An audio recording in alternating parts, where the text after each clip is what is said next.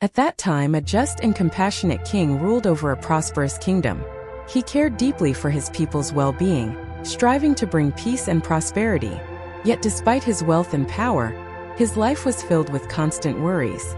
Rival kings threatened his borders, ministers quarreled among themselves, and queens competed for his attention and their sons' advancement. Even amidst luxury, he could not escape anxiety about the kingdom's safety, its finances, and his own life, often endangered by discontented subjects. Though he held the throne, happiness always eluded him. One day, after the rainy season, he learned that the old monk and his 500 disciples were preparing to return to the forest. Concerned for the master's health, the king went to meet him and said, "Venerable sir, you are old and frail. Why return to the forest's hardship? Please stay here. Let your disciples continue their practice in your stead." The old monk reflected, then called for his smiling disciple. "You shall lead the others in the forest," he said. "I will remain here as the king wishes." And so the 500 monks departed, while the elder stayed behind, marking the beginning of a new chapter for the smiling monk on his path toward deeper meditation and enlightenment. Among his 500 disciples was one unique monk, a man who always wore a gentle smile upon his face, no matter the situation. Unlike others who appeared solemn, this monk exuded serenity and joy. Rain or shine, joy or sorrow, his face remained bright and peaceful. During joyful occasions, his laughter was the warmest, filling hearts with tranquility. People often asked him, "Why do you always smile? What makes you so happy?" He would simply chuckle and say, "If I told you, you wouldn't believe me.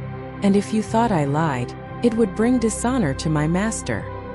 His mysterious reply only deepened their curiosity, yet none dared to press further, sensing that his joy arose from a depth beyond words.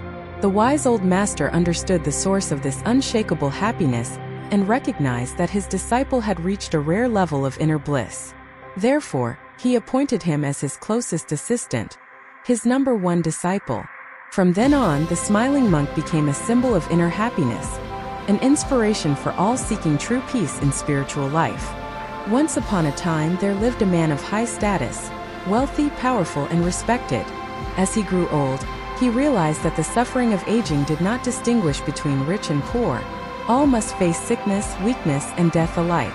Seeing the futility of wealth and rank, he decided to renounce everything, leaving behind his luxurious life to dwell in the forest as a humble monk. There, he devoted himself to meditation, purifying his mind and abandoning all unwholesome thoughts. Through this practice, he found deep inner peace and contentment. His calmness, kindness, and wisdom radiated outward, drawing admiration and devotion from many. Gradually, 500 followers gathered around him, living together in simplicity and harmony. From a man who once possessed all worldly pleasures, he became a living example of enlightenment, a reminder that true happiness lies not in possessions, but in freedom of mind and detachment. Feeling slighted, the king turned to the elder and said, "Venerable sir, your disciple must be foolish from idleness and overeating. Why else would he sit there smiling without manners?" The master calmly replied, "Your Majesty, please be patient. Few know the true source of his happiness. Once this very monk was a mighty king, just like you, wealthy, powerful, and revered. But he gave it all up to live as a monk, seeking truth through simplicity and meditation. No longer does he need guards or riches. His wisdom protects him better than any army. Free from the burden of wealth and the fear of losing power, he has found freedom, where only peace and insight remain."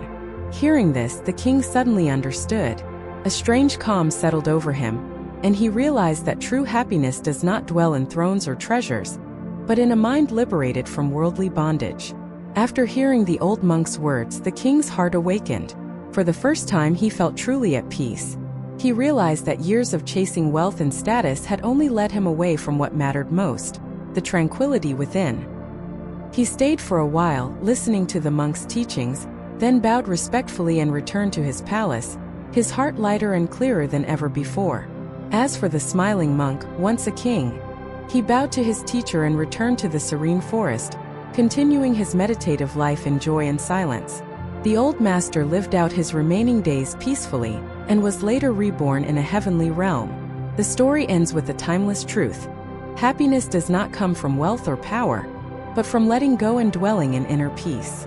Those who seek happiness in the outer world will never hold it for long, but those who turn inward cultivating calmness and, back in the forest, the smiling monk continued his practice with unwavering dedication. Day after day, he meditated in the stillness of nature, his mind becoming ever clearer, his compassion ever greater. Through steady discipline, he attained a profound inner bliss, a happiness unshaken by any worldly condition. In the silence of the woods he discovered pure joy arising from within, untouched by fear, desire, or sorrow. One day, remembering his aging master, gratitude filled his heart, and he longed to share his happiness. He journeyed back to the city, sat quietly at his teacher's feet, and from time to time whispered, "What happiness! Oh, what happiness!" His words came not from speech, but from the very depths of a liberated heart. While he was there, the king arrived to pay his respects to the old master. Seeing the younger monk neither rise nor greet him, but merely repeating, "What happiness! What happiness!" the king felt offended. "I am burdened with countless duties," he thought, "yet I make time to visit, and this monk does not even acknowledge me. How disrespectful!" The old master, however, understood his disciple's heart and the source of his joy. With a knowing smile he remained silent, waiting for the right moment to help the king understand that the monk's joy was not arrogance, but the peace of one who had transcended worldly attachments.